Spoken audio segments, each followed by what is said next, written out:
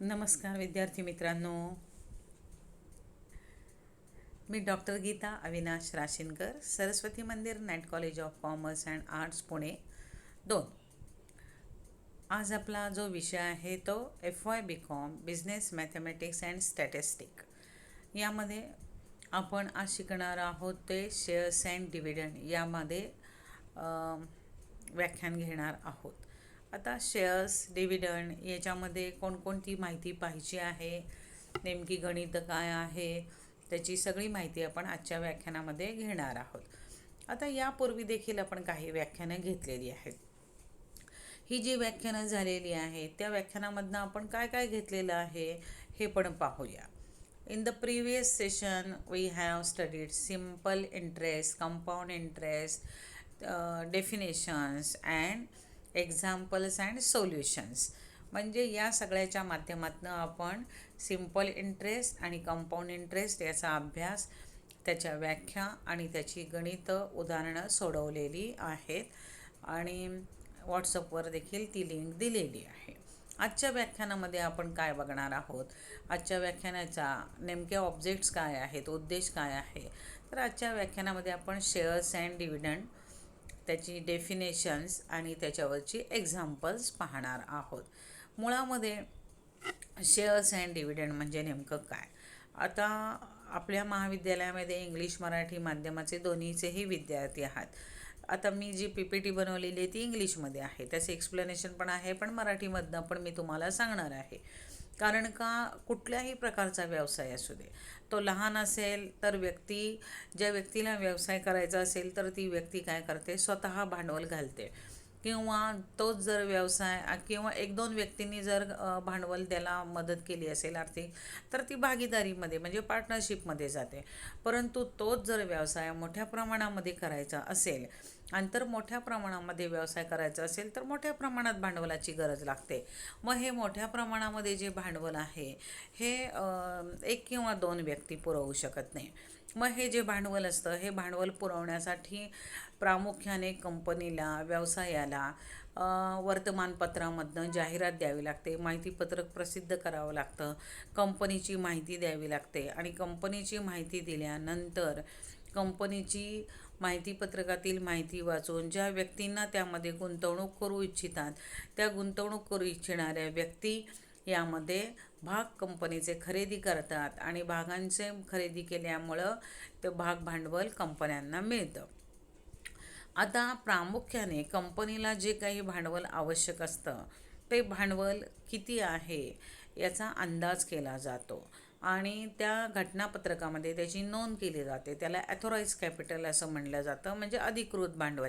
ते अधिकृत भांडवल हे सगळंच्या सगळं कधीही विक्रीला काढलं जात नाही.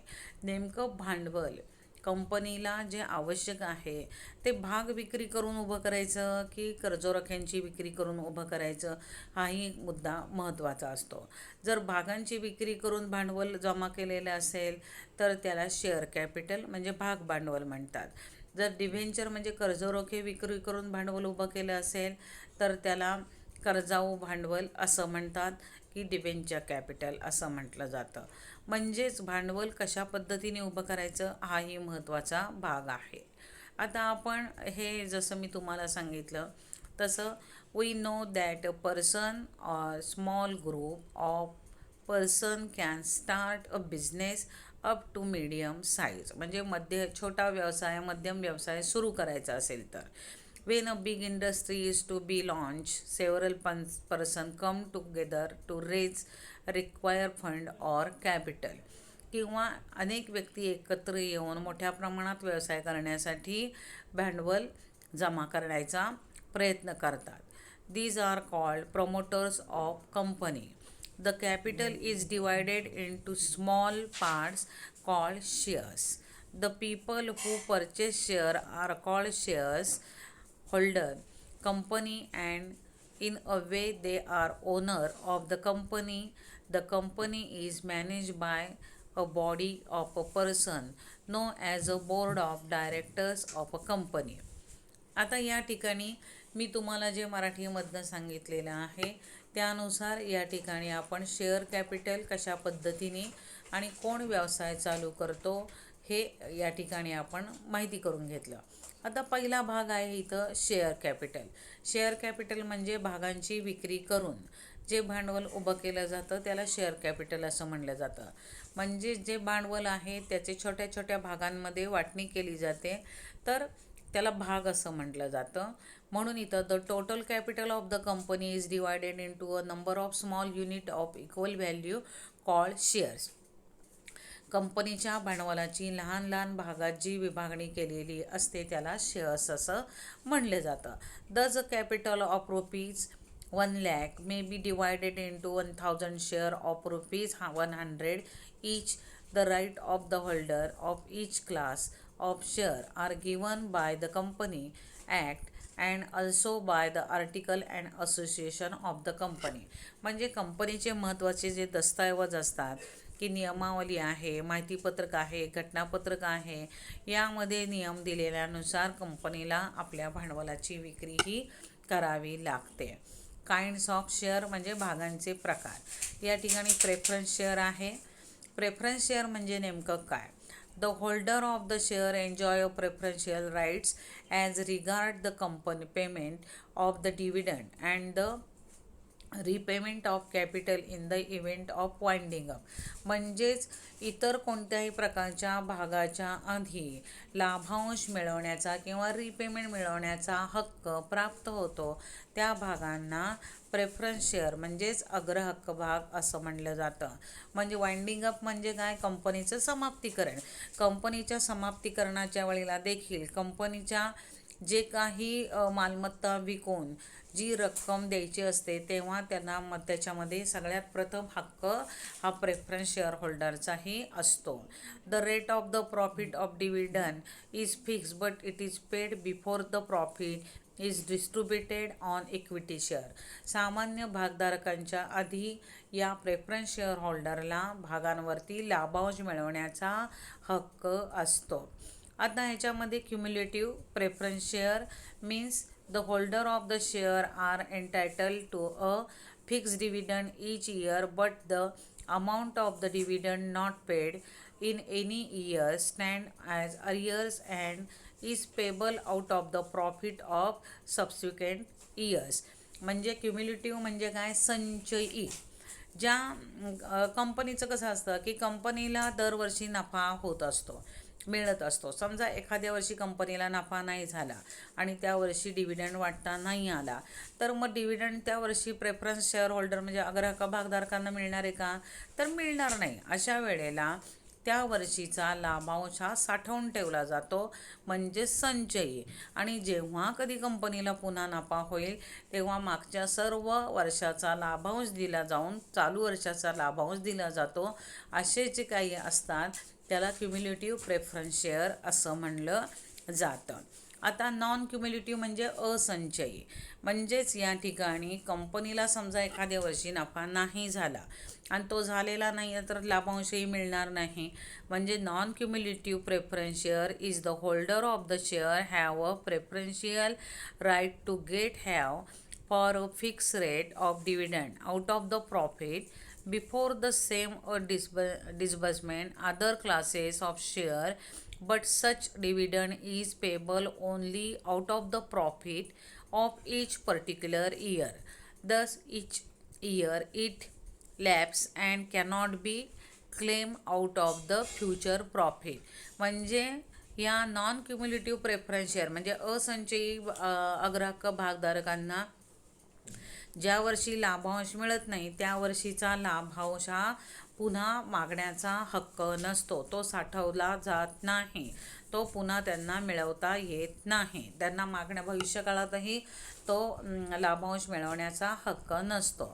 आता नेक्स्ट आहे equity shares means the share where formerly called ordinary shares they have no special right attach to them. म्हणजेच सामान्य भागधारक हे कंपनीचे खरे मालक असतात, परंतु प्रेफरन्स शेअर भागधारकांच्या नंतर उरला तर त्यांना सामान्य भागधारकांना लाभांश मिळतो. यांना असा कोणताही विशिष्ट टक्क्यांनी लाभांश मिळेल असं कुठलाही फिक्स रेट सांगितलेला नसतो. यांना मात्र मतदान करण्याचा अधिकार असतो. The holder of this share are paid dividend after the claim of the preference share holder and satisfied. म्हणजेच प्रेफरन्स शेअर होल्डरला अग्रहक्क भागधारकांना डिव्हिडंड देऊन झाल्यानंतर मग सामान्य भागधारकांना डिव्हिडंड दिला जातो. The rate of the dividend is not fix. म्हणजेच लाभांशाचा दर हा कधीही फिक्स नसतो. varies from year to year are depending on the profit of the company. In some year they may have to go without dividend, while in other they may get a very high rate of dividend. An equity share is also called a scrip. आता सामान्य भागधारकांची माहिती आपण बघत असताना, सामान्य भागधारक हे कंपनीचे खरे मालक असतात. त्यांना मतदानाचा हक्क असतो. यांच्या लाभांशाचा दर कधीही फिक्स नसतो. परंतु समजा कंपनीला खूप मोठ्या, आता फॉर एक्झाम्पल तुम्हाला इथं मला सांगायचं असेल तर सध्या करोनाचा कालावधी बरोबर आहे. करोनाच्या काळामध्ये अनेक उद्योगधंदे व्यवसाय बंद आहेत. कंपन्यामध्ये मागच्या वर्षी देखील बंद होत्या. काही कंपन्यांना त्यामुळं व्यवसाय बंद असल्यामुळं नफा मिळाला नाही आणि नफा मिळाला नसल्यामुळं लाभांशही देता आला नाही. जे क्युम्युलेटिव्ह प्रेफरन्स शेअर असतील त्यांना हा साठवून ठेवला जाईल.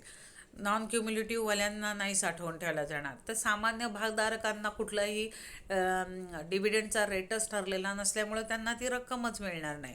परंतु समजा हे उदाहरण मी तुम्हाला सांगितलं, ज्या वर्षी कंपनीला खूप मोठ्या प्रमाणामध्ये नफा होतो आणि हा नफा झाल्यानंतर प्रेफरन्स शेअर होल्डर असतील त्यांचा डिव्हिडंड देऊन झाला, डिव्हेंचर होल्डरचा झाला, सगळ्यांची रक्कम देऊन झाली, सामान्य भागधारकांना लाभांश देऊन झाला, परतही खूप नफा शिल्लक राहिलेला असेल तर अशा वेळेला त्या उर्वरित नफ्याचं वाटप हे सामान्य भागधारकांना होतं.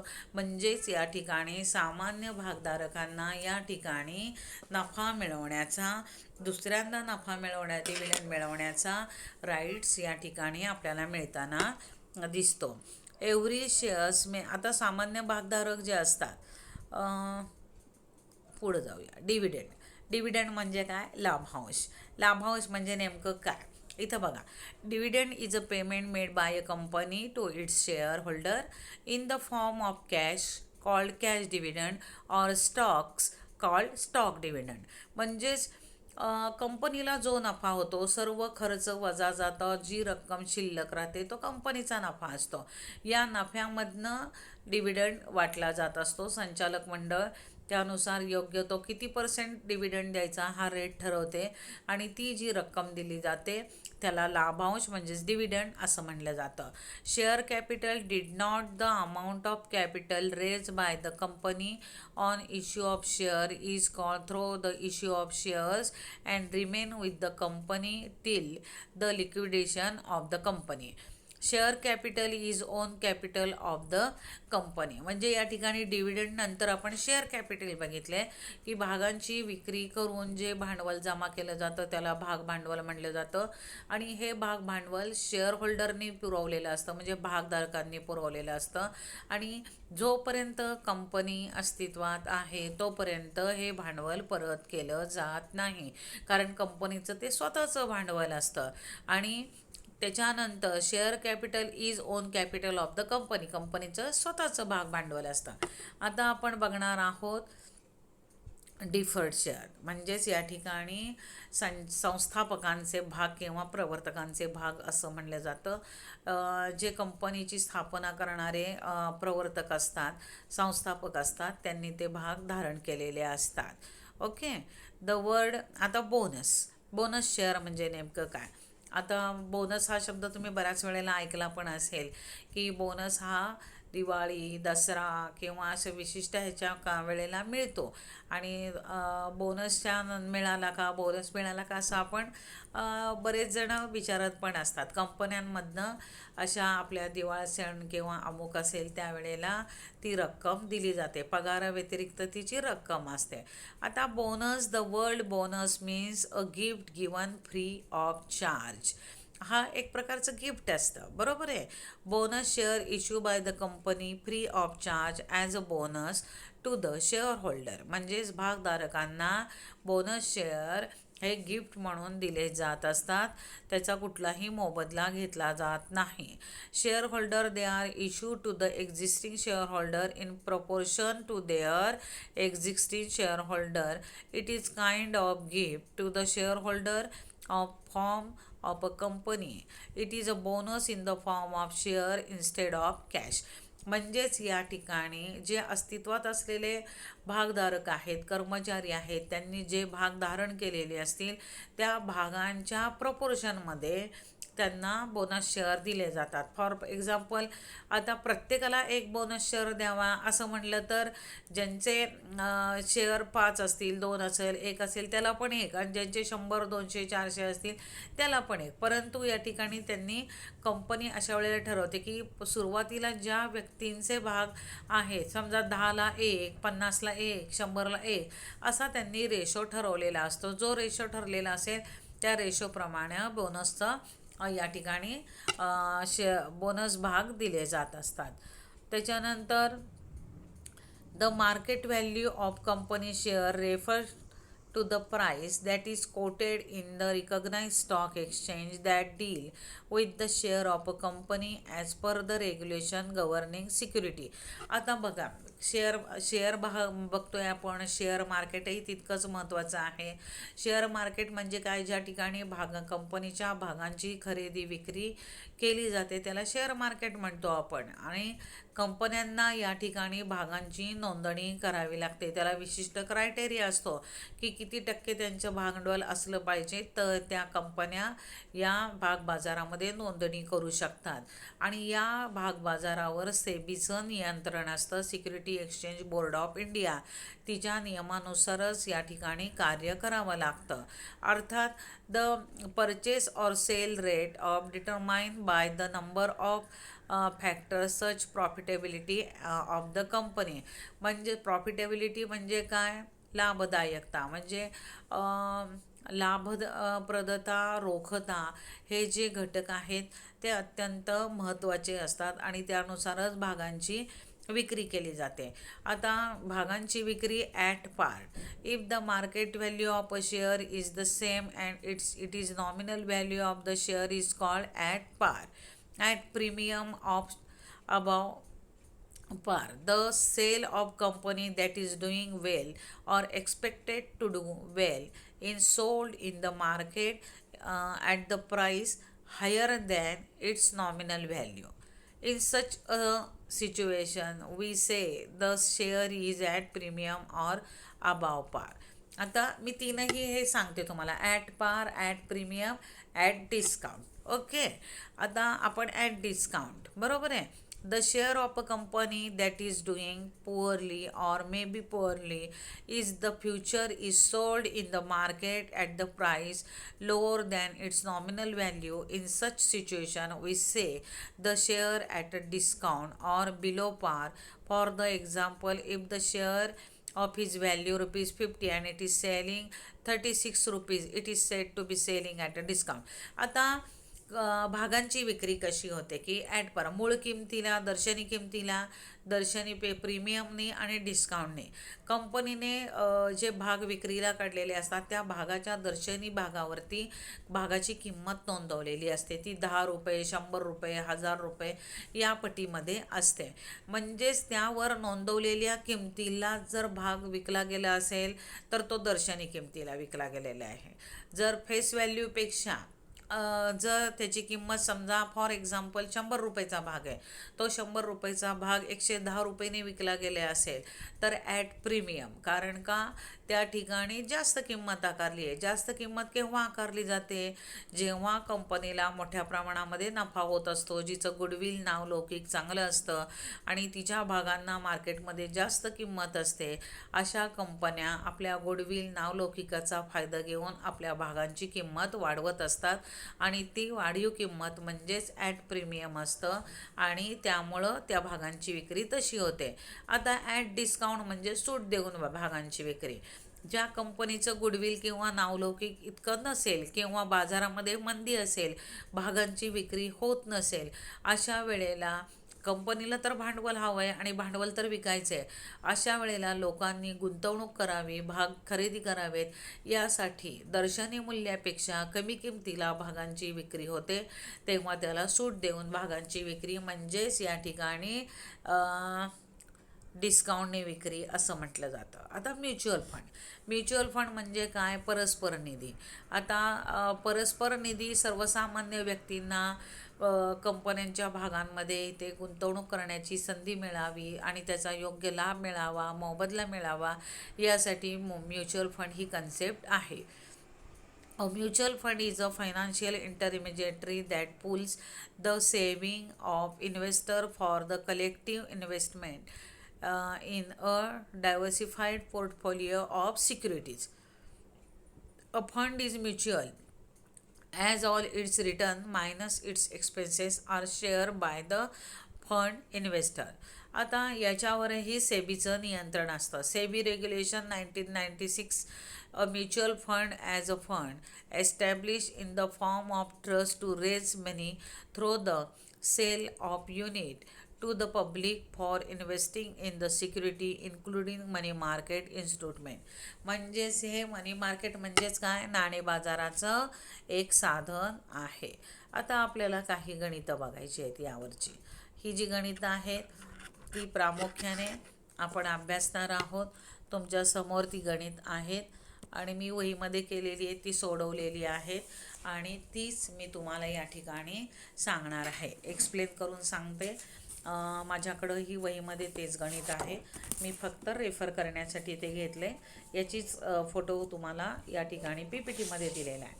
Mister M purchase a share of ₹10 for 15. The company declare dividend 30%. Find the return on investment. आता या ठिकाणी एम नावाची व्यक्ती आहे. तिने 10 शेअर खरेदी म्हणजे ₹10चा एक शेअर खरेदी केलेला आहे. तो केवढ्याला खरेदी केला आहे? ₹15. अ कंपनी डिक्लेअर डिव्हिडंड 30% आणि कंपनीने डिव्हिडंड डिक्लेअर केलेला आहे 30%. Find the return on investment. तर त्या व्यक्तीला किती त्याच्यावरती मोबदला मिळणार आहे. कुठलंही गणित हे त्याचा अर्थ तुम्हाला समजला पाहिजे तरच आपल्याला उत्तर काढता येतं. अन्यथा आपल्याला गणिताचा अर्थच जर समजला नसेल तर आपण गणित सोडवू शकत नाही. आलं लक्षात? आता फेस व्हॅल्यू, मगाशी मी तुम्हाला सगळ्या किमती सांगितल्यात. फेस व्हॅल्यू म्हणजे दर्शनी किंमत. फेस व्हॅल्यू ऑफ शेअर किती आहे? ₹10. बरोबर आहे. आणि तो खरेदी किती केला आहे म्हणजे परचेस कितीला केला आहे? ₹15. म्हणजे ₹10चा भाग ₹15ला खरेदी केला. कंपनीने डिव्हिडंड किती डिक्लेअर केला आहे? 30%. So dividend is equal to 30%. Dividend 30% कशावरती? 30% ऑफ ₹10 म्हणजे ₹10च्या शेअरवरती 30% डिव्हिडंड डिक्लेअर केला आहे. म्हणून या ठिकाणी आपण पर्सेंटेजमध्ये काढायचे की 30/100 गुणिले 10. बरोबर आहे. पर्सेंटेज 100ने काढतात आपण. म्हणजेच 30/100 इंटू 10. मग असं केल्यानंतर आपला जो गुणाकार येतो, उत्तर येतं ते ₹3 येतं. तुमच्यासमोर ती मी इकडं तुम्हाला बघा, तुम्ही जेव्हा PPT बघाल तेव्हा तुम्हाला दिसेल. इथं मी दाखवलं तुम्हाला. अशा पद्धतीने ₹3 त्याचं उत्तर आलेलं आहे. आता रिटर्न ऑफ डिव्हिडंड म्हणजे प्रत्येक शेअर मागं किती आलेली आहे रक्कम? 3. म्हणून इथं return on investment. Return on इन्व्हेस्टमेंटचं सूत्र काय आहे? Return divided by investment into 100. Return भागिले इन्व्हेस्टमेंट गुणिले 100. म्हणजेच इथं 3/15. शेअर किती आहेत? ₹10च्या वरती ₹3. बरोबर आहे. 3/15. रिटर्न्स किती मिळालेले आहेत? 3. म्हणून रिटर्न्सच्या इथं ₹3. इन्व्हेस्टमेंट किती केलेली आहे? 15. म्हणून इथं किती केलं आपण? 15 गुणिले 100. याचा गुणाकार तुम्हाला या ठिकाणी दाखवलेला आहे, तो तुम्हाला समजेल. आणि अशा पद्धतीने 3 × 3, 3 × 5 = 15, 5 × 5, 5 × 20 असं 20% याचं उत्तर आलेलं आहे. नीट बघितली PPT की तुम्हाला समजेल. आता आपण पुढचं गणित बघणार आहोत. या ठिकाणी पुढचं गणित चुकून पेपर असा उलटा झालेला आहे मित्रांनो. तुम्ही ज्या वेळेला ते बघाल तेव्हा तुम्ही तुमच्या पद्धतीने बघा. आणि मी पुढचं गणित घेते आहे. Ramesh has 200 share of par value ₹10 each. The company declare an annual dividend of 8%. Find the dividend received by Ramesh. म्हणजेच रमेशने किती शेअर खरेदी केलेले आहे 200 आणि त्याची किंमत आहे ₹10 आणि कंपनीने डिव्हिडंड किती डिक्लेअर केलेला आहे 8%. आता total par value of 200 share own by Ramesh म्हणजेच 200 शेअर आहेत त्याची किंमत 10 म्हणून 200 गुणिले 10 बरोबर ₹2000 येतात. मग डिव्हिडंड किती आहे 2000वरती 8% डिव्हिडंड आहे म्हणजेच 2000 भागिले 100 गुणिले 8 म्हणजेच या ठिकाणी आपण 2000 गुणिले 8 भागिले 100 जर केलं तर या ठिकाणी भागाकार हे गुणाकार तुमच्या समोर केलेला आहे आणि अशा पद्धतीने 100 आणि 2000 या पद्धतीने 20 राहतात भागितल्यावर आणि 20 गुणिले 8 बरोबर ₹160 त्याचं उत्तर येतं. म्हणजे 2000 × 8 upon 100 is equal to 20 × 8 is equal to ₹160. आता हे झाल्यानंतर पुढचं गणित तुमच्यासमोर आहे. या ठिकाणी गणितं खूप छान आहेत ही तुम्ही बघू शकता. आता A purchase a share of ₹100 for ₹125. After getting dividend of 20 he sold the share for ₹150. Find the return on investment. आता ए ही व्यक्ती आहे ₹100चा शेअर त्यांनी ₹125 काय केलेला आहे घेतलेला आहे. आफ्टर गेटिंग डिव्हिडंड ऑफ 20% आणि त्याच्यावरती 20% त्याला डिव्हिडंड मिळाल्यानंतर त्यांनी ते शेअर ₹150 विकलेत. म्हणजे तो हुशार आहे. ₹100चा ₹125 घेतला त्याच्यावरती 20% डिव्हिडंड मिळालं. डिव्हिडंड मिळाल्यानंतर तो शेअर त्यांनी ₹150 विकला आहे. मग ह्याच्यामध्ये आपण किती इन्व्हेस्टमेंट त्याची झाली आहे रिटर्न्स ते बघायचं आहे. फेस व्हॅल्यू ऑफ शेअर किती आहे ₹100. परचेस प्राईस ऑफ शेअर किती आहे 125. डिव्हिडंड रेट ऑफ डिव्हिडंड किती आहे 20%. सेलिंग प्राईस ऑफ शेअर्स किती आहे 150. डिव्हिडंड किती आहे 20%. बरोबर आहे. ह्या सगळ्या किमती गणितात दिलेल्या आहेत आणि मी तुम्हाला वहीमध्ये इथं पण दिल्या आहेत कारण पुस्तकामध्ये अशी गणितं सोडवून दिलेली नाही आहेत. आता 20/100 × 100 म्हणजेच कारण 100 का घेतलेले ₹100चा शेअर होता. मग ते भागाकार करून त्याचं उत्तर येतं ₹20. Profit on sale of share is equal to selling price minus purchase price. आता प्रॉफिट काढायचं आहे आपल्याला.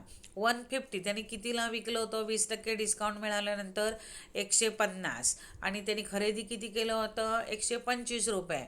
म्हणजे 150 minus 125 150 minus 125 is equal to 25 म्हणजेच किती प्रॉफिट पर शेअरला मिळाला ₹25. सो रिटर्न ऑन इन्व्हेस्टमेंट जर बघायची असेल तर returns dividend plus profit on sale of share.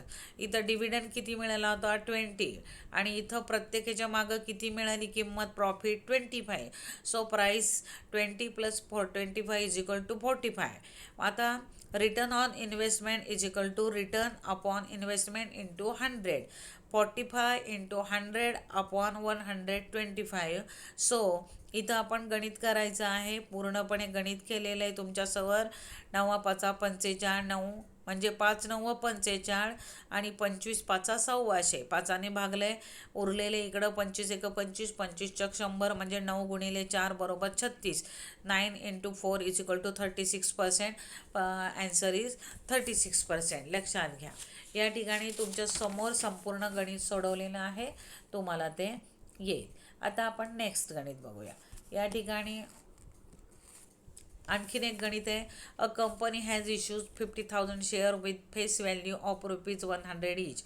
If the total dividend declared by the company is ₹4 lakh, find the rate of dividend paid by the company.